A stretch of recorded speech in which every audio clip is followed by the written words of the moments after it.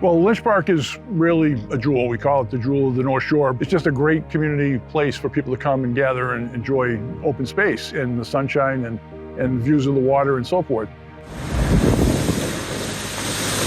Well, the flooding really began around 2018. We had one weekend where we had 5 major floods. The whole park was covered with water. There was significant damage to the seawalls. A few years later, we started getting them annually. This year, we've already had 4 major significant floods. It obviously is getting worse. It's becoming more frequent, and that's what we're trying to study and resolve. Water was coming up the driveway, and it was like a river coming up the driveway. Water was going around the outside of the rose garden, flooding that entire field over there. Water was coming up over here, flooding this entire, and water was actually up on the shell. There's a picture of I was standing on the shell. All this debris was washed up onto the shell during high tide.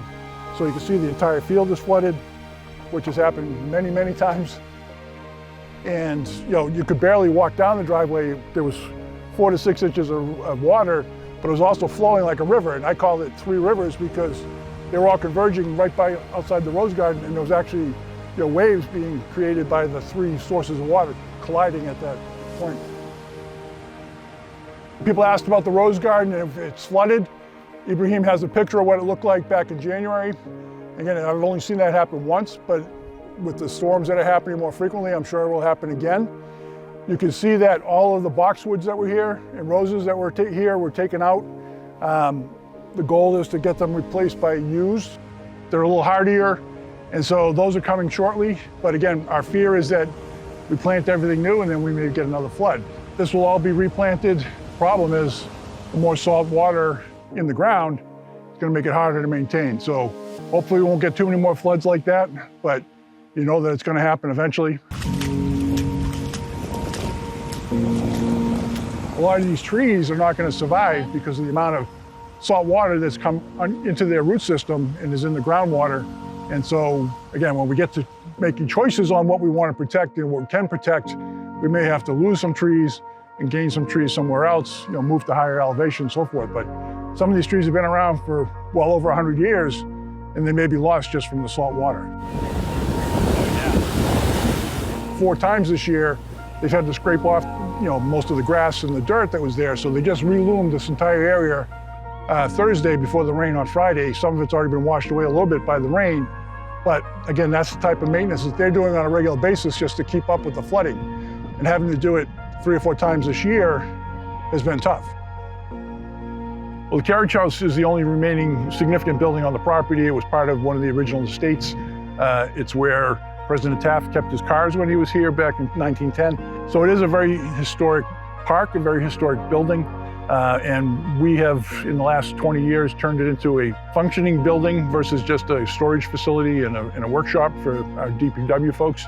So we're hoping to continue to be able to do that. But the problem now is with continued flooding and potential damage to the seawalls, the building could be lost, with a major storm. So we're also looking at ways of protecting the Carriage House in addition to protecting, all the other seawalls and areas of the park.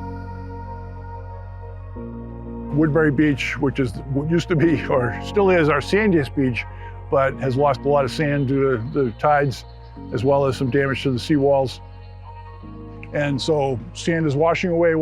And as I said, now at high tide, which will be here in a short while, instead of having a beach, the water's gonna be right up to the seawall. So we have been able to push some of the sand back and restore it, build a ramp so people can get to the beach, and also the beach rake can go down and clean the beach on a regular basis. But as these floods become more frequent, it's getting harder and harder to keep up with. And a lot of the pictures that you can see, for example, is that the water is reaching up to the level that the state is projecting is by 2050.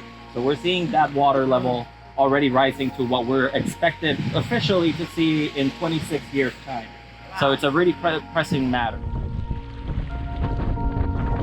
We kind of realize that there's going to have to be some give and take here. We just can't build a fortress around the park, and and also from a visibility standpoint, we don't want to have 10-foot seawalls and people can't sit and enjoy the views, which is a major function of what people come to Lynch Park for.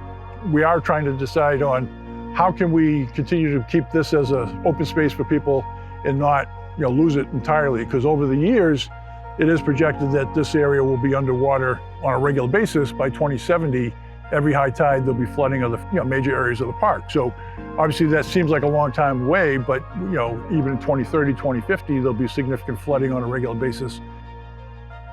Resiliency really means just trying to work with Mother Nature and figure out the best ways to protect the coastline resources. My hope is that we can minimize the flooding to the point where we'll still be able to enjoy significant areas of the park without losing significant areas of the park.